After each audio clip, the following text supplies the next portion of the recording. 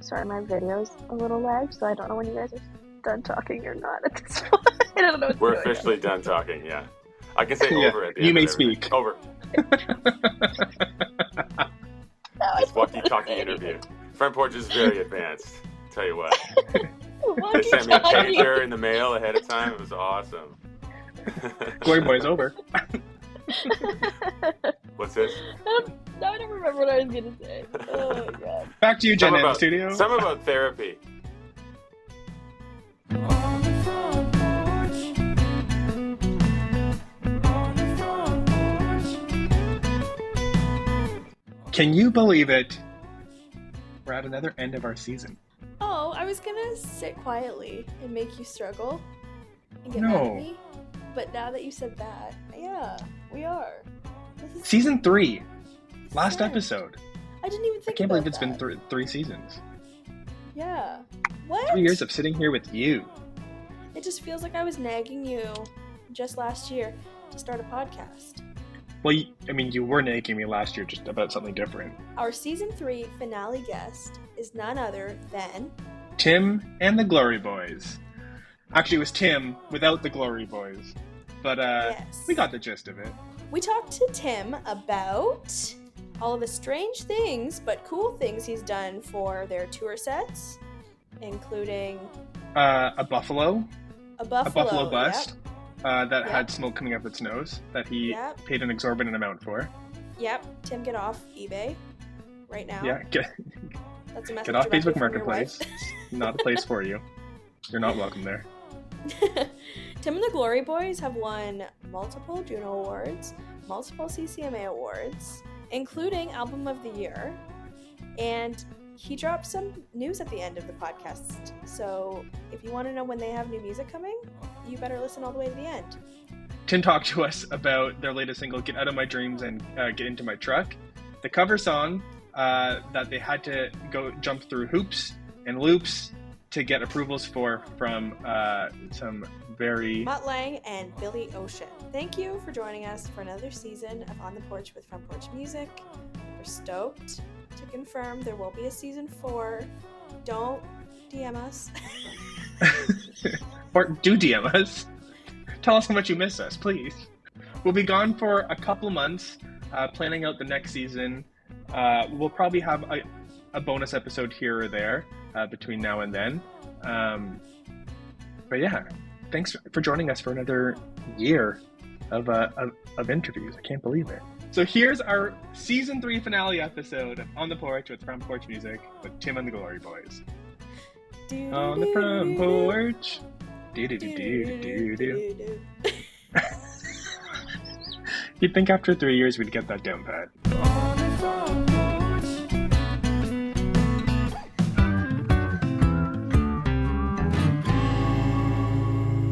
Thank you, Tim, for hanging out with us on the porch today. Tim, as in Tim and the Glory Boys, because nobody's Tim going to be able part, to see your yeah. face.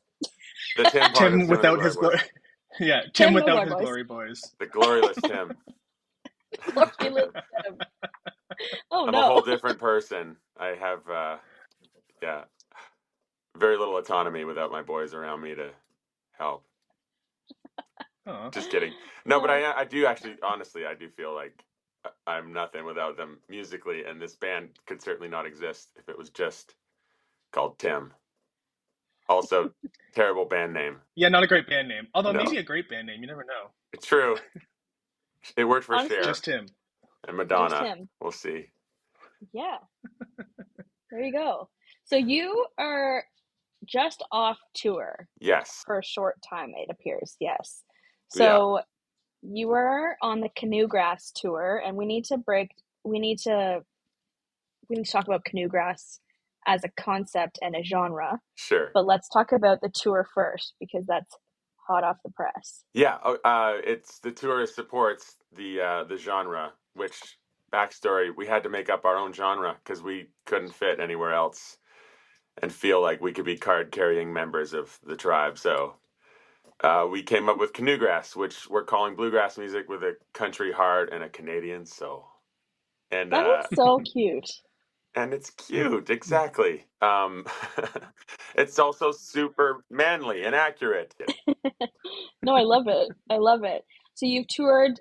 I made 4 show notes, and one was the Canoegrass tour. You forgot about Ontario. Very rude. I don't know if you want to clear the air Yeah. there. Well, sometimes tours take a little longer to get across huge countries with lots of places to play. Fair enough. You can't squeeze it all into True. one leg. Yeah, the secret is where The it's not canoe can really a only hold secret. so much gear. Right, and it's a long portage from like Winnipeg to the Great Lakes, and then I don't know. We consulted with all of the maps and navigation tools, and we just felt like we probably should just do this in chunks so that our families don't disown us Forget about for you. never Yep. being home, stuff like that. Yeah, Ontario in fall is a given. So wait, what is it right now? Fall, spring. We are in fall. Fall. Yeah, thank you. Everybody. In spring of 25, we are going to be bringing it to Ontario. Let's officially We'll hold announce you it to right that. now. Unofficially. Perfect. Ooh. Love it. You heard it Yay. here unofficially first. Officially, No, unofficially. he said officially. Yeah. I said both. But... Okay. So we're going to dive into all the things, but just really want to highlight that you have a little bit of time and then you're going back on tour because the grind never stops. Correct. And why would you want to sleep? Who needs that? Yeah. Why would I want to spend time with my family? Why would I want to sleep? Why would I want to have a life? Yeah.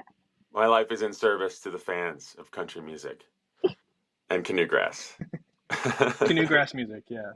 No, it's been so good. It really we've always tried to tour in chunks that allow us to be home at least half as much as we're gone. So we'll typically go out for 2 weeks, fly home for a week, go out for 2, fly home for a week. And we do it like that because we really do have to take advantage of small windows in fall and spring where touring is the most efficient, and efficient touring in Canada is the only way to do it and actually survive and be able to pay mortgages and support families. So as part of the whole package, we really try to prioritize those families of ours, and it's working so far. But it doesn't mean that we're not less tired than we've ever been in our whole life. We are exhausted and overwhelmed.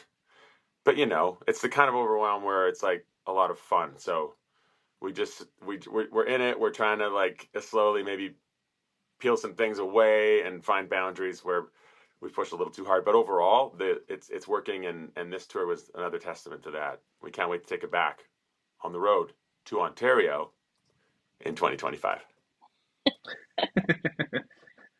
See, I mean, we are a back. national pod. Like we have people listening across the country, but so they're happy, but we're not. Yeah, the Ontario one's the only one whining at this point. So trying to speak to the unrest, if you will. That's the best. Okay, so you guys have had quite a busy year, like we're just literally talking about. But I would love to go back a little bit because you have been playing music your entire life. Yeah. If you Wikipedia search Tim and the Glory Boys, it redirects to you, and there's a section for Tim and the Glory Boys. So why don't you tell us a little bit about how you specifically grew up, Tim, how you got into music, and how you've made your way through to this beautiful Canoegrass band. Thank you. So summarize my entire life. All right. You have 5 seconds. Just yeah, kidding. exactly. Yeah, I'm in music because I grew up in the church and my parents were musicians in the church.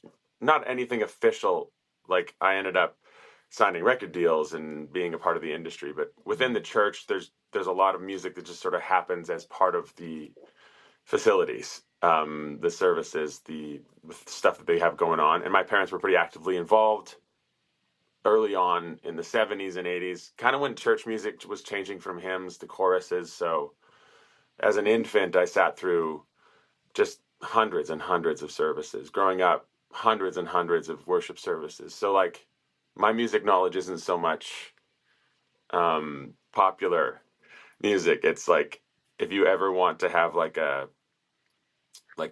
worship chorus off with me, I will out knowledge you. And that's why I got into I was gonna Christian. say maybe not, but probably. Okay, let's go right now, bud. Just No, kidding. I don't want to. Just kidding. Yeah, I don't either. I really don't. No, but it for me it went from being something that I felt called to do, that was like more of a life calling, and sort of something that my family had been a part of. So I was a part of. I learned how to play guitar on my dad's old Martin that he had used on all those at all those services, and then my brother and I started to do some music together, and we started this Christian band called Starfield.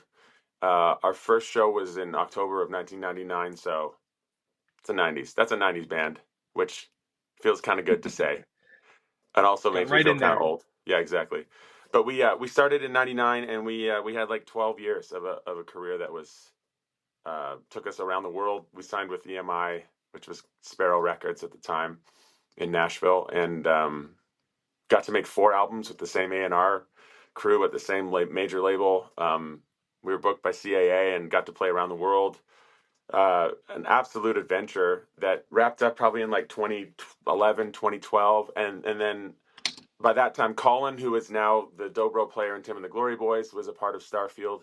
When it wound down, we had to kind of ask ourselves, like, what else are we going to do with our lives? We have no other marketable skills. Like, there isn't any other thing that we could be good at. Colin could swing a hammer and probably get paid for it, but I'm useless. So we started another band, and it was so refreshing to be able to say to ourselves, what kind of band do we want to start? Because it was not something we had a choice in when we got into Christian rock. Not that we didn't choose it wholeheartedly. It's nice to kind of have that opportunity, even though you're forced into it. And so we both went back to the music that we had grown up on, which is bluegrass. I learned how to play guitar on an acoustic dreadnought. Colin learned how to play dobro from his grandfather, pedal steel, same thing. The only picture I have of my great grandfather is him holding this giant Russian banjo that he brought over from the old world. It's like it was sort of in the cards for us. It was written into the script. We just had to kind of notice it, and that's when Tim Neufeld and the Hallelujah Glory Boys started, which was a name so long. We just thought, man, if this 11-syllable name could, like,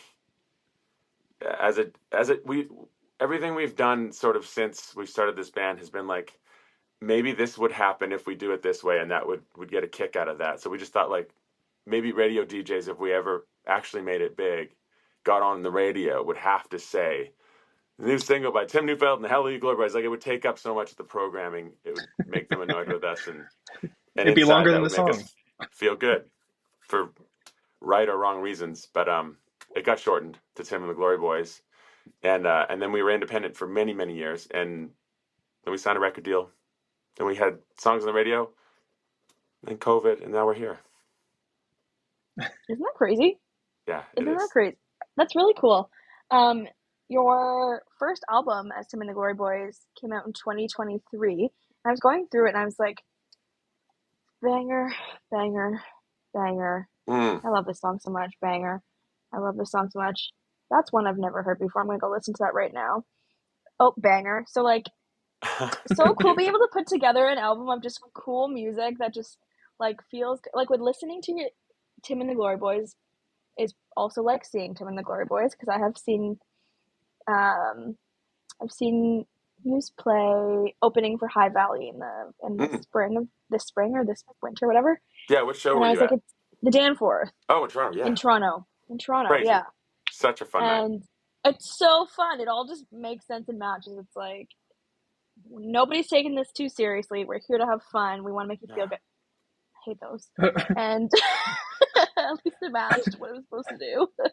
But yeah, it's just cool. Like, you say, like, finding this genre where you feel like you can actually fit. So creating it yourself, it's so fun, because I just don't think that there's another band across Canada where you'd say, like, oh, they sound like Tim and the Glory Boys. Like, oh, that kind of sounds like a Tim and the Glory Boys song, because it's just not. It's like, it's y'all or it's just not. It's so cool. Well, that's good to hear. You always want to be that band that isn't compared to other bands. I'll take it, and thank you. We're so proud of the album. It won Album of the Year last year. I mean, it Yeah. blew us away. I mean, it was sort of the nail in the coffin for our imposter syndrome, because it's hard to feel like an imposter when you literally are they're like, you're the best. We're like, we're not even real, you guys. We don't know what we're doing. It's Well, getting and to you've that also point. like you've been in the industry, like in music in general, for so long. But from our standpoint, and to a lot of the fan standpoint, Tim and the Glory Boys just kind of exploded out of the pandemic. So Yeah. it's like to really just like get that recognition so quote unquote quickly is really wild. Yeah. Yeah. I was, but it is hard. It is very difficult to sort of notice it as it's happening. It's like trying Mhm. to pinpoint that moment where your child grew up, or, like they're all of a sudden 5 feet tall. I was talking to Brett Kistel the other day at a festival backstage, and he was saying something like that. Like, you guys have had this meteoric rise, and it just feels like, have we though? Like, it doesn't. It's really difficult, honestly, because not much has changed for us. I guess we're on the radio Yeah, more, and we get awards at award shows, but we've always been this band that's been about, man, if we're gonna die if we're not touring, and we're gonna die if we're not touring regularly with new music, new content, and like a new reason to tour. So that's been our focus, and all this other stuff has kind of been a side hustle. Even signing during the pandemic was us kind of being like, we probably should. Like, we're doing fine. We're struggling like everybody else in the pandemic, but we had enough of a war chest to kind of survive it, and some ideas on how we were going to do that. But when a global entity comes and is like, hey, we think you guys are awesome and want to put money into your thing, and like, we want a fair deal, and it was impossible to say no to. And then just to watch it since then is, it feels like an out of body experience a little bit. I was gonna say like just when you're in it, it's probably easier or harder to recognize it because you're always looking forward on what's next, and taking the time to look back is always a little, you know, harder to do. Yeah. Yeah, I think looking forward's kind of hard too these days, though. Just to, like, it's bigger and bigger stages where, the most intimidating thing is that you go from competing with your local like karaoke stars to, I don't know, Brett Kissel and Kane Brown and everybody else that are at these festivals that we're playing at. So it's, the bigger opportunities are intimidating, but they're also the kind of thing, like, we're old dudes in this genre, but only as new artists, because country stars look like me, dudes in their 40s that have been doing it for 25 years in the same genre. So I do get how that sort of maybe messes with people, but it has been it's been a trip to sort of be plopped into that, as you can imagine, like, without really knowing, and it happening so fast, and already having an independent career. It's like there's a good amount of identity kind of crisis that can come in, and I'm happy to report that the last few months have just been personally, like, so um inspiring, to have come through some tours that haven't been selling as well as we'd like, or just different disappointments within the industry. As much as there's amazing things happening, you know how it is, where you just are focused on the negative, and the ways that are going to sink you eventually. And so, being able to experience some of those has been amazing. I kind of lost my train of thought, but where were we? No, you're good. You're good. You're good. You're good. Yeah, we're back Um, in the canoe. We're good. Oh, it's don't worry. safe here. There's cedar strips. Okay, yeah, we're good. I got my paddle. Thank you. Okay, so you being independent for so long and just knowing that your as your thing and that grind, how have things changed since one, obtaining a label, having a team that's working with you as well, and just like what are some of the things that you make you feel like this was the right choice? This was a good thing for us to do. I think the relationships with the people at the labels and the booking agencies, we've made some movement, changed the team up in the last 6 to 9 months pretty drastically, and the grace that we've received from those that we've sort of unfriended in a professional manner, and the way that we've been able to partner with different people, like, it does just feel like, it works on those levels. And yeah, we're grateful to be in it. Yeah, for sure. So how long were you on the road this year? I'm sure it blurs Not a into all of ton. it. Like, I No? mean, we just were on the road. The problem with Right, it's not a problem, but when we tour, we do all of it. So a right, tour for us isn't just the like first date through the final date where we're flying around or busing to get to those places. Like we have to 6 months in advance. We're calling the places. We're the ones that are like footing the bill if it goes south. It's a lot of stress, and these are some of the things that we're trying to transition out of, and let the right. professionals take over as we grow out of this independent sort of thing, and we learn to play well with others and scale this thing up. But this is all part of the same journey to kind of lose this independent mentality, which is, you can do it as a musician independently. It's which is amazing. There's not many other industries like where you can do that. Certainly not in as an actor or something like that. There's just so many more doors to go through and gatekeepers that want to keep you out of it. Um, my gosh, I keep losing my train of thought, guys. What was I just talking about?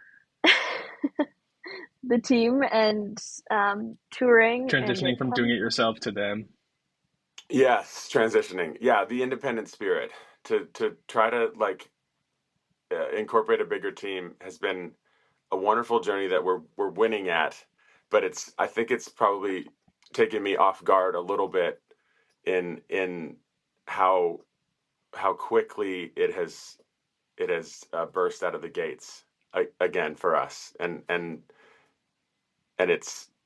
we're feeling overwhelmed and trying to catch up and like find the consistency and then get to move in tandem with the pace that is intense for us right now.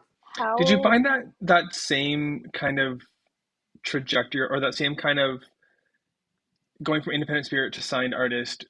Did you feel that same kind of journey from the Christian rock world, like from when you signed that deal, or is this something that's more unique?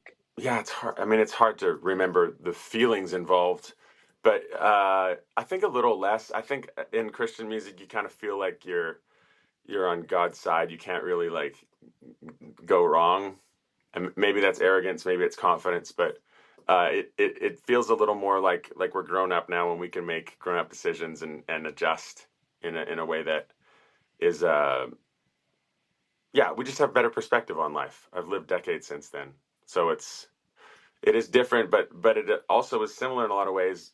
Where like old insecurities, they they don't they don't go away necessarily if you don't deal with them, and some never do. But lots of therapy has helped, kind of on the mental Yep. side of things for sure. let's talk about like you had mentioned a little bit earlier, like the imposter syndrome thing, and now we're talking about therapy. I'll talk about mental health in a creative space Mm. and knowing that this industry is a really hard thing to live and work and play in. So for you said therapy, but how do you kind of like lean back on your family, your church, everything else that kind of helps keep you grounded when you're just like, why are we doing this or how are we here, you know? Yeah, I think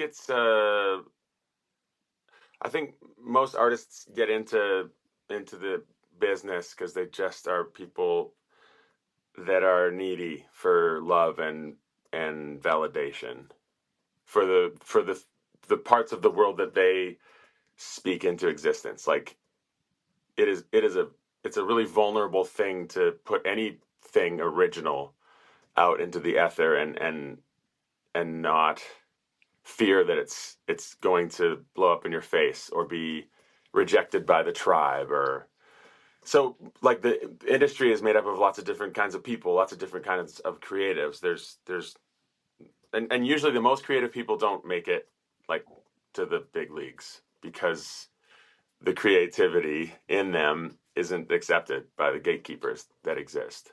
And the gatekeepers are you guys and 1,000 others that are just people with opinions, but at the highest level it's also like very very money motivated, and it can absolutely mess with you.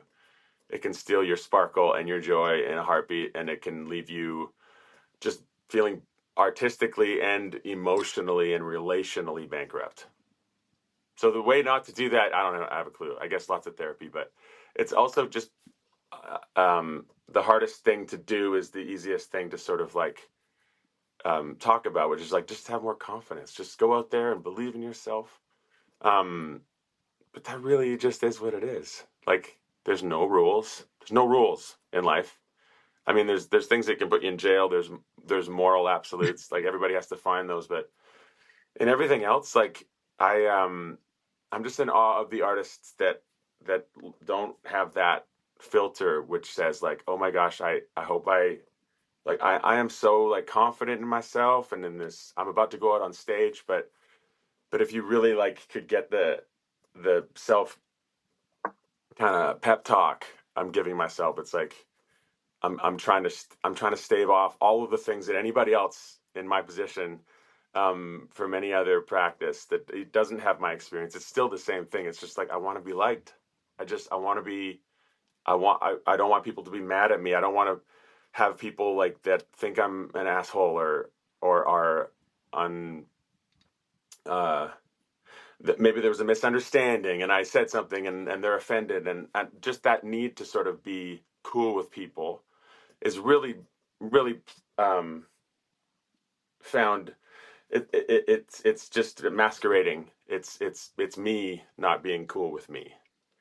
It's me not being able to say like it's okay if you don't like me. I still like me and I have something important to say. And that journey for me has was I mean that conversation was ignored until I was past 40 years old. And the last few years that's been my journey from I think a place of just sort of being in my own prison to now feeling like I'm able to really truly love people with the art and with these guys. Like the joy that we have on stage can literally translate because it's real and authentic. And that's what meeting together and having these experiences, these moments with people around the world is all about.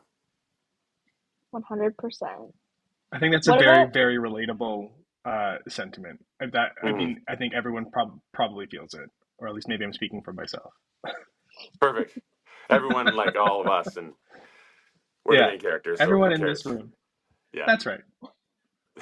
just so what's your, I mean, this might be simple for you to answer then. Like what kind of advice do you have for younger artists who are, like you said, like this is what you're in your like early 40s and this is something that you've been facing and Mhm. managing. So what do you like this world for young people who aren't even like developed full humans at this rate? How do you, what do you say to them who are trying to navigate the same things? Yeah, I mean, it's just like I guess just check the motivations, and also don't gamble with the your career on something that is just a promise that it isn't necessarily like backed up with anything of substance because it's really easy to get used and thrown out. It just musicians are naive, so straight up, don't sign anything right away. But when it comes to the actual like the heart of the question you're asking, I think it's really important for young artists to just find a healthy sense of self. Like understand if you're the kind of artist that is more of like I am from the genre. I am a disciple of country music. I speak the vernacular, like I get it and it's in me, and I'm just going to recreate much of the same stuff that I grew up loving. Different, better versions, personal versions, but they're still McGraw or Florida Georgia Line sounding, Lainey Wilson sounding songs. Like it's whatever it is, you're going to be a new version of that artist. There's those artists, and then there's those that are more like an Eric Church or a Casey Musk. Like there's just an inherent like, oh, this is a new expression. Like this is somebody who we can look to kind of lead us in a brand new direction, even within the same genre. So if you're that person, you're going to be a lot happier, but you're not going to have as much success early on. Like, and you kind of have to find that balance. Like, do you care about the music? Do you want to be? Do you get so much life out of kind of being like I feel like do you get life out of being like Garth Brooks, or do you get life out of being a little more obscure? Like, what do you want to be, like a singer-songwriter? Do you want to be a big star that plays stadiums? It will serve you well to have whatever that is in mind as it best suits your personality earlier than the opportunities start coming. Absolutely. Where you're just sort of reacting. You're not like making decisions and setting vision kind of maps out and then being intentional about following through. Have a plan, I guess, is my long-winded way of saying have a plan and know who you are. Yeah. Don't let them tell you who you are. Tell them. That's a great piece of advice. This is a long-form podcast, so you can have long-winded answers. Don't worry. Perfect. We can still edit it, right? I assume I'm going to have a Snapchat filter on my face this entire time once it's the entire time finished. Like just the the puppy dog one. Yeah. And then just as close to a furry as you can get me. I was thinking the potato. Did you hear that, Jason, our producer? Yeah, seriously. Have either of you seen there's like a prof who was giving like a very deep lesson on some form of math that everybody was failing at a university and couldn't get the potato filter off, so he had to give the lesson with the whole potato filter and try to be taken seriously. Anyways, oh man, that's brilliant. I do recall something that sounds like early on. There's like a cat in an interview, and he's like, "I'm a cat." It's like, I can't get rid of it. Yeah, on CNN, it was great. But isn't it funny that we all live for that stuff? Just like, it's so yeah. It's even in this simple studio, funny. we have these weird things. Like if you put your thumb up, something like will pop up. Oh, it's not doing it now. Anyway. I think it's on FaceTime, but does it work on this too? It does. Yeah. You have to have right. stuff updated. I like to be reinforced by the AI. Aww. Isn't it cute? Hearts. It's not working for AI me. Can't I love. I feel left out. I feel left out. Logan can't do heart hands. I can't. It's like the robots don't accept your heart hands. See if they accept mine. Come on, AI. Come on. Why are you? Oh, there it is. Boom. In your face, none of it's Logan. working for me. Am I even a real person? It's not picking me up. I think Jen is cheating now. She's got some sort of cheat code. She can you just gotta keep everything updated. People. You just think about glitter and all of a sudden it's there. Is that how it works now? Yep. There's fireworks yeah, sometimes. She's so sparkly. Incredible. I have so much to learn. All right. Okay. This is what we've done. This is what it's become, you guys. This is. Yeah, I know. Jenna and Tim are having a party, and I'm over here by myself, just like a real party. Just like you remember from your childhood. Yeah. Okay. I want to talk about your live show. Back to therapy. How fun it was. Go. No. I want to talk about your live show. Do you and the boys have just so much fun putting together? What's it like putting together your live show? It's we do, and fun is the first thing that we want to have. Like, I would rather have fun and it look like we're having fun than it sound perfect. That's for sure. And I don't think that's common. I also don't like having set lists that are set in stone. I want to be able to like change it last minute. I want to be able to change the set list after going out and experiencing the opener side stage to kind of just feel what I need to feel to make the set list a little different. It's not usually big tweaks, but it's something like maybe the crowd isn't as big as we thought it would be, and we have like our biggest song at the beginning, and it's like we should probably move this, or just the vibes aren't like uppity at the beginning, and we want to start with something a little more intense or whatever. There's always lots of reasons for it. The guys hate it and hate me for it. I was gonna say, does everyone agree, or is this like anxiety for everyone else? No, it's definitely one of those things where it's like, this is a quirk you're going to have to put up with, or this isn't going to work. So they do. And we have lots of grace for each other, but it is one of those things that there is pressure as an artist to just be like, well, I guess this is what it's supposed to be. And I'm always pushing back against that. I should push back against it less. And it would probably be better if I could be a little more decisive, but what are you going to do? Honestly, I thought you were going to say I don't like set lists, so we wing it. Yeah. Well, some did. So, I mean, I I know worked there's at like Cord Lasso. Blund. You're familiar with Cord Blund? He's Yeah. a national treasure. I love his stuff, but he goes out there with no set list. He just calls it out, and the boys just so they all know like 50 songs together. Yeah. That they're good at it. Like, and our boys are slowly like adapting. But that's all I need because they all love Corb. So I'm just like, don't you guys want to be like Cord Blund's band? They're like, no, And they're like, we yeah, don't. we do. No, this is where we break from your your company. We quit. It's so there's lots of that, and then this last tour I'm always a sucker too for just stupid props. So we on past tours we literally we spent 6 months making it. This is before we had anything else to do. I think I don't even know how we had the time to do this, but we made an entire 12-foot portable rolling fireplace. We bought like Fun. 12 foot. polyurethane like rock face sort of structures to make it look really real, like a log cabin kind of a fireplace. And then we mounted a full-on buffalo bust that I bought off eBay for like $5,000. And we drilled holes in its nose, and we put tubes from the fog machine into it, and we mounted it every night. It was so much work to set up these shows. And it was unbelievable because I could push a button like on a little remote control, and the buffalo would have like smoke coming out of his nose whenever I wanted, and it was amazing. And this tour we didn't have the budget for that, but I did for Damn. my birthday recently.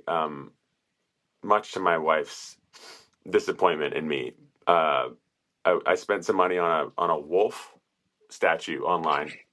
Made of polyurethane that's 7 feet tall. It's so cool. It was used in like some casino had, or some like tequila was doing some promotion with it. And I bought it off of Marketplace. I found it on Marketplace. I'm looking for whatever else, and it's just sometimes things pop up on Marketplace, and you're like, I need this ridiculous thing. I'm gonna drive I need this 3 wolf. hours and get it, and I don't know what I'm gonna do with it, but I need this in my life. So I did that with this wolf. And it sat for 2 years until this tour, and we were about to leave. And I was like, guys, can we maybe get this on top of the stuff in the trailer? Like, is there still room? And they all rolled their eyes and were like, okay. And whenever there's these situations, it's always me against everybody. And then when it presents itself on stage, and the crowds love it, and they all want to take pictures with it, and it's like the greatest thing ever. It's genius, according to everybody. They all try and take credit for it. They're not like, oh, we opposed this. This is Tim's crazy idea. Praise Tim. No. They're all hypocrites. I And I hate cannot them. wait until you're here in the spring, because I need to come to multiple shows, because apparently they're all different. That's true. See, that's a good selling point. I'm going to remember that. Yeah. It's like you think Taylor Swift is cool with one song that changes every show. Check this out. The entire set list is We different. don't even know what we're going to play. I don't even know the words to half these songs. Let's go. I just want to point out, earlier you mentioned you were useless. So all of this pre-tour stuff, so you're not quite useless? Because this is all pretty eclectic, fun Useless stuff. for the set list? Is that what you were? No, earlier you said about being lucky to do this because you were used, and starting Tim and the Glory Boys, you didn't have other skills. You called yourself useless, and Colin could swing a hammer at least. So Gotcha. Did you make Colin do all of this? Or did you? Well, this is all part of. I'm useless outside of like running a band. But the thing about running a band is if you've been like in a band, there's a ton of things that you are dabbling in. Like I have my air brakes endorsement because I drive the tour bus. I know a lot about diesel mechanics because I have a tour bus. We run like a textile we're glorified t-shirt salesmen. We run a party planning hospitality business. We do online graphic design and promo. It's a ton of things. It's just outside of all of those things, which I suppose I could do independently, one after the other. Maybe that's my next act. Graphic I don't design. Think you have to do that. I don't think you have to do that. I was just curious if you were getting in there too. That's fun. Yeah, so that's the answer. The long-winded answer is I absolutely do. And I do know what I'm doing in this particular field, but if I had to if I had to do something else that was unrelated to all those things, I would end up working at on a road crew flagging or something. Unskilled labor would be my jam. Fair enough. Yeah, and I'd be Speaking fine with it of too. running a, Fine with it. yeah, well, you know, gotta do what you gotta do. Well, actually, being a flagger right now sounds amazing. I could do that for a year and probably come up with a bunch of amazing songs. I might get really mad at people in the world, though. I feel like flaggers are mad a lot of the time, and for good reason, because people are terrible in that environment. But anyways, side conversation. They roll their eyes a lot. I try and smile and brighten their day, but then they think I'm flirting with them. I don't know. You can't win. Well, I mean, yeah, it's like a lose-lose situation. Speaking of like t-shirt sales and like that kind of stuff, you and the Glory Boys, Tim and the Glory Boys, your fashion is always very decided on. It looks like you Wow. always you're all always Curated. quite coordinated. That's the word I'm looking for. Yep. Yes. Yeah. What part does fashion play for you guys in terms of like the band? Oh, that's a great question. I happen to love the fashion side of it. So I'm like 99% of what you see us wearing, I'm deciding for myself and the boys. Not to say that they can't dress themselves, and they do. They're getting a lot better at it. But having been in a band and like dealt with publicists and stylists and all of the ists, I have a bit of a history of knowing how to do it. But I didn't when we first started doing it. It's also like it's a strange sort of part of the music industry. It's important, but it's just like the music. You can have your own flavor, but the easiest and most common thing is just to dress like Morgan Wallen or Garth Brooks or whatever your flavor is. True that. True that. So before we're coming up close to the end here, but before we do that, we would be foolish not to talk about your music a bit. Sure. Your latest single, "Get Out of My Dreams, Get Into My Truck," is a obviously heavily inspired or a cover of That's one way to put it. Billy Yeah. Ocean. Yeah. Tell us a bit about that song and the and changing it from car to truck. Yeah, exactly. I mean, it's funny because it isn't really a cover, but it is inspired by. But yeah, it is something where even if you're changing a word like that, and in this case, it's changing the title of the song, which is a big deal. You have to get permission.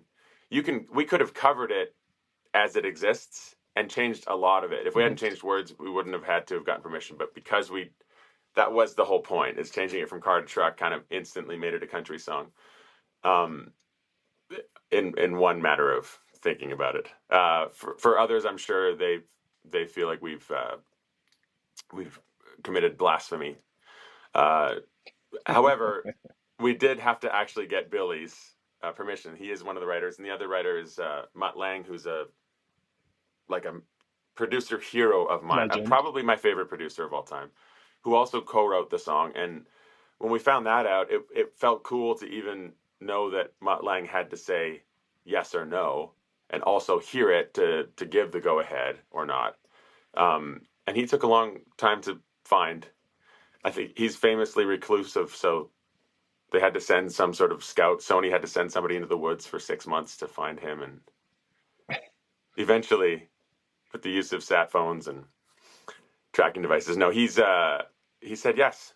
I mean, I'm not sure if we were pretty certain they weren't going to say yes, but then when we realized that all that they were being asked to do was say yes to making a bunch more money from a song that they haven't made money from in a long time, probably, they were like, yeah, okay, yeah, we'll do it. So yeah, it was cool to get the permission, and then to come full circle, it was a crazy moment to hear it on the radio. This song that just feels so iconic. I loved the original from the 80s. I wasn't allowed to actually have any secular music in our home. It was pretty strictly just Christian and gospel music. My mom worked at a Christian bookstore. It's its whole own little universe with music and everything. And that, how did I get that song? That song was on a cassette that was smuggled into our house through my sister's Contraband. boyfriend, my older sister's boyfriend at the time, and there's a couple. What are some other songs on there? There's a couple Foreigner songs, and there was that, and we had that and the Top Gun soundtrack, like from the original movie. Those are the two we had. Iconic. So I'm a big fan of Kenny Loggins as a result, and nobody else that you would have heard of necessarily. So where's I going with this? Talking about the 80s. Oh, the song. That song was just one of the ones that kind of like planted in my heart. And so hearing myself play it on country radio, having been able to go through that like journey of how do we even do this? Is it possible?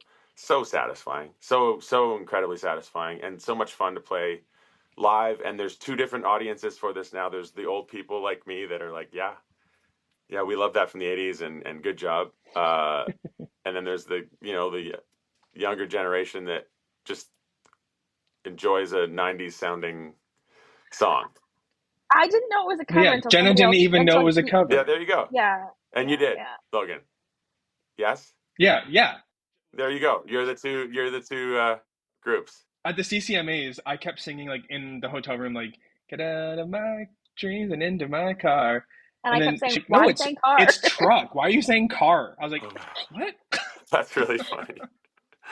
Jenna was going to have her moment to tell you a thing or two. Oh, she loves nothing more than having a moment to say. I get my to tell me a moments. thing. Yeah, Trying to. no, I She gets plenty of those moments. She gets her Karen on and goes hard. Hey! That was good. Come on. Well, see how quickly that transitioned? I saw a TikTok video this mhm. morning, where there's some girl hilariously like pretending that Karen was taking over, so she just would blurt out things and be like, "Oh my gosh," like, and it was like she was convulsing like a zombie transitioning into a Karen, and then it ends with her calling the cops on the skateboarders. It's wonderful. That sounds like my Jenna. God. Yeah, I'll try and remember to forward it to you. That's why I said it, because it was exactly like how Jenna is in real life. That's all the time. So Yeah. rude. Yeah. I'm out of here. Goodbye. Well, on that note. You guys are a minute and 26 Actually, no. seconds over. Did I answer the questions about the music enough? Did we get the music question in? Yeah, We talked about the one song. Hey, can I talk about the new single coming out? Yes. That was the next thing to bring I'm up. not sure when it's coming, but there's so much awesome music coming that we've been holding on to for so long, and it feels so good to finally get these specific songs out that I can't tell you about. But there is one. The next single is very likely a song about the passing of time as it relates to children growing up, and it's so heartfelt. It people are really live. We've only played live on this last tour, but we've never had a song that has had so many people just be like, this is the one for you guys, and it's also the one for me. Like, I need to hear this again. I can't wait till it comes out. So we're really excited. It's called Slow Go the Days, and it's dropping soonish, along with a bunch of others. Well, can't wait to hear it. Yeah, so excited.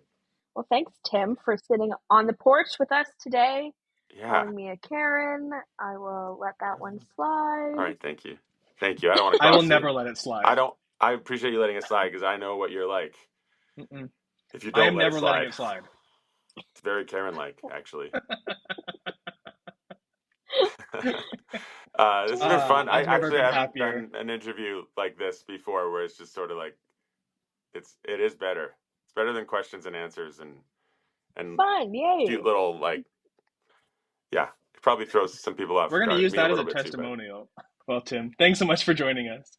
Yeah, thank you for having me. I can't wait to watch this. I'm never going to. Just kidding. Thanks for listening to another episode of On the Porch with Front Porch Music. We're so lucky to be able to chat with artists and make episodes like this one. If you like the podcast, remember to rate and review us, and subscribe so you don't miss an episode. It's the easiest way to support the show. Remember to check out frontporchmusic.ca to keep up with new music releases, exclusive artist interviews, and more. We'll catch you again on the porch in a couple of weeks. On the Porch is hosted by Logan Miller and Jenna Weiser, and produced and edited by Jason Saunders. That's me. Our theme song is written, produced, and performed by Owen Wrigley.